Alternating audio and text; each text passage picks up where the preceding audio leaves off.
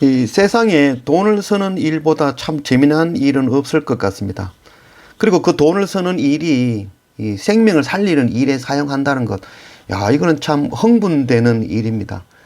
지난 2월 6일 날 터키 땅에 지진이 있었고 그 6일 날, 7일 날부터 이제 발빠르게 움직였죠. 그래서 우리 교회 주변에 있는 그 식료품, 생필품을 최대한 많이 구매해서 지진 현장으로 보내는 일을 오늘까지 11일 동안 지금 하고 있습니다. 그래서 누구보다도 빨리 움직였고 누구보다도 많은 물량들을 최대한 빨리 공급한 것 같습니다. 그래서 우리 교회 주변에 있는 그 대형 마트에서 제가 큰 손으로 이렇게 불려진 것 같습니다. 제가 뭐 있는 것 다 구매해서 그날 계속 이 현장으로 보내고 있으니 또 이게 제가 큰 손으로 그렇게 되어졌고, 그래서 이렇게 지진 구호품 구매하는 일 참 기쁘고 감사한 일이 아닐 수 없습니다. 그래서 지금까지 계속 도와주시고 사랑으로 함께 하시는 분들께 너무너무 감사드리고, 이게 뭐 계속적으로 좀 지원이 되어지고 계속적인 기도가 되어야 되는 그런 부분인 것 같습니다. 그래서 계속해서 기도를 부탁드립니다. 이 매일 정신없이 바쁘지만 그럼에도 예배는 빠질 수 없죠. 그래서 세상에 그 어떤 일보다도 예배보다는 앞설 수 없다. 그게 이제 제 생각입니다. 제 신앙 고백입니다. 그래서 지금 우리 자녀들은 다 한국에 가버렸지만 이제 저 아내와 저가 둘이서 매일 이스탄불 중앙교회에서, 오늘은 시편 95편 말씀이죠. 이렇게 순서대로 한 장씩 매일 그 한 장의 말씀 가지고 날마다 예배하며 엎드립니다. 이 터키 땅, 지금 이름이 바뀌어가지고 튀르키예라고 하죠. 이 튀르키예라는 뜻은 터키인들의 땅, 이런 뜻입니다. 그래서 터키라는 거는 영어식 표기죠. 그래서 그거를 터키로 검색하면 뭐 칠면조, 겁 많은 사람, 이런 의미가 뜨기 때문에 튀르키예라고 이제 공식적으로 이름을 바꿨죠. 그 튀르키예라고 이름을 공식으로 바꿨지만 터키 사람들은 원래 튀르키예라고 이야기를 했습니다. 근데 이제 우리가 이제 영어 표기나 이런 표기를 이제 튀르키예로 해달라라고 이제 공식적으로 이야기를 했죠. 여튼 이 튀르키예는 기독교 인구가 0.01%입니다. 터키 인구가 한 8천 몇백만이 되는데 8천만에서 0.01%니까, 그래서 터키 땅 전체에 기독교 인구가 한 8천 명밖에 안 된다고 봐야 되죠. 그래서 뭐 이런 현장, 이런 선교 현장에서 기독교 인구가 없는, 그래서 거의 대부분이 다 이 무슬림인 이런 현장 속에서 이 날마다 예배가 아니면은 뭐 영적으로 살아남기 어렵다라고 생각이 되어집니다. 그래서 우리가 날마다 예배 드릴 수밖에 없는 거죠. 그리고 우리가 또 오해하지 말아야 될 것은 예배를 드리는 것이 아니라 예배는 하나님의 긍휼을 받는 거죠. 근데 예배를 통해서 하나님의 긍휼을 받아야만이 우리가 하루 살아갈 힘을 얻는 거죠. 또 예수 그리스도의 그 십자가 은혜를 받아야죠. 은혜가 없이 어떻게 우리가 하루를 살아갈 수 있겠습니까? 또한 성령님의 인도하심, 참 우리가 하루하루 살아가는 것 참 앞의 일을 알지 못하죠. 그래서 성령님의 인도하심이 아니면은 우리가 하루하루 사는 것이 참 쉽지 않다 할 수 있겠죠. 그래서 특별히 이런 터키 땅 튀르키예의 선교 현장에서는 정말 밥은 굶어도 예배는 굶으면 안 된다고 할 수 있겠습니다. 이게 제 신앙 고백이며 제 선교관입니다. 그래서 저는 선교는 무엇이냐라고 이렇게 물으시면 선교는 예배입니다. 저는 선교는 예배라고 생각되어집니다. 라고 말씀을 드립니다. 그래서 예배하고 엎드리면 뭐 내가 하는 게 아니라 하나님께서 어느 날 교회를 개척해 주셨고 하나님께서 어느 날 그 교회에 또 터키인들을 또 교회로 불러주셨고 그게 다 하나님이 하시는 일이죠. 그래서 우리는 날마다 예배하고 엎드리는 일, 그 일만 우리 열심히 하고 있습니다.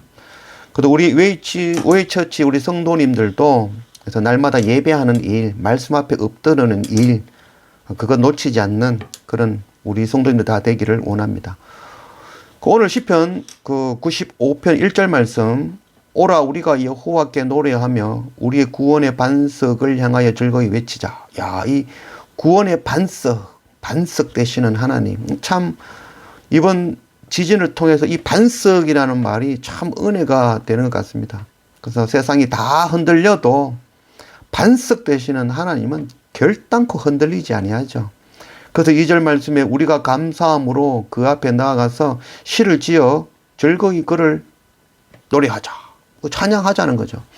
흔들리지 아니하는 그 하나님, 너무너무 감사하죠. 그래서 우리는 이 하나님을 찬양할 수밖에 없는 존재가 되어지는 것이죠. 3절 말씀에 여호와는 크신 하나님이요 모든 신들보다 크신 왕이시기 때문입니다.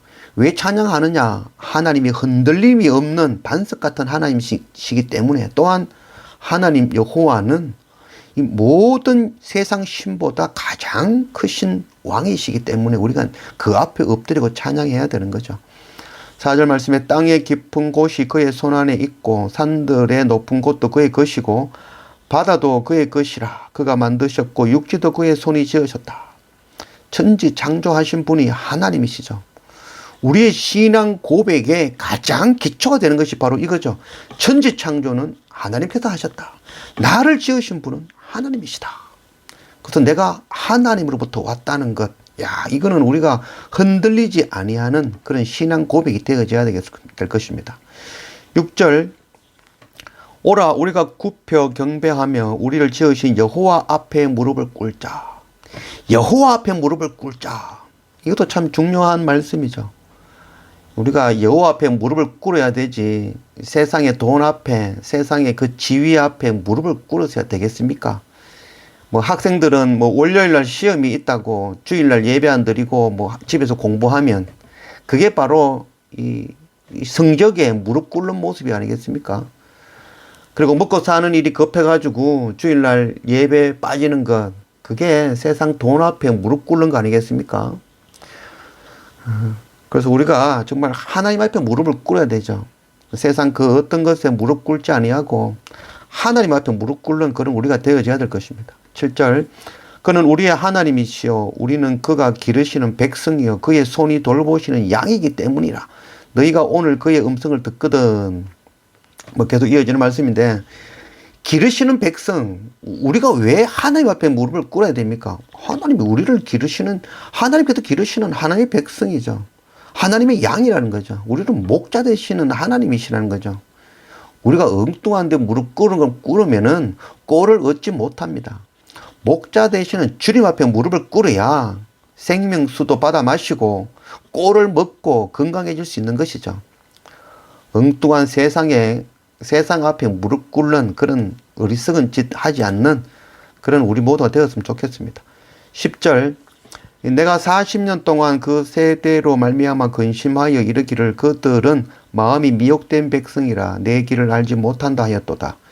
그래서 이 하나님의 말씀이죠. 40년 동안 그 세대로 말미암아, 이 40년이라는 것은 광야 40년이죠. 그래서 출애굽한 이스라엘 백성들이 40일만 하면은 가나안 땅에 들어올 수 있는 거리였죠. 그럼에도 불구하고 40년간 광야를 헤맨 거죠. 우리는 그것 보면서 웃지요. 아이고 이스라엘 백성들 바보다. 이 40일 만에 딱 가면 되지. 왜 그걸 40년간 광야에서 헤매냐. 이 바보 같은 이스라엘 백성들아라고 이야기하지만 그 모습이 바로 지금 우리의 모습이죠.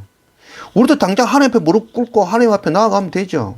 근데 맨날 세상 앞에 세상 것 걱정하고 세상에 어떻게 하면 더 먹을까 입을까, 어떻게 하면 돈 더 많이 벌까, 어떻게 하면 성적이 더 오를까, 그거 생각하고 흔들리고 있는 거죠. 40년 광야 생활한 그 이스라엘 백성들을 웃을 게 아니라 지금 우리가 그 꼴을 지금 하고 있다는 거죠. 세상에서 방황하고 있다는 거죠. 세상을 잡을 건지 하나님 잡을 건지 오락가락하고 있는 거죠. 그러다가 지금 40년의 시간이 지나가고 있는 거죠. 11절 말씀에 그러므로 내가 노하여 맹세하기를 그들은 내 안식에 들어오지 못하리라 하였도다. 40년간 방황한 그들은 결국 40년 방황하면서 전부 광야에서 전부 다 죽었죠. 살아남은 사람은 바로 여호수아와 갈렙 두 사람밖에 없었죠. 그 두 사람과 새롭게 태어난 사람들, 그들만 가나안 땅에 들어간 거죠.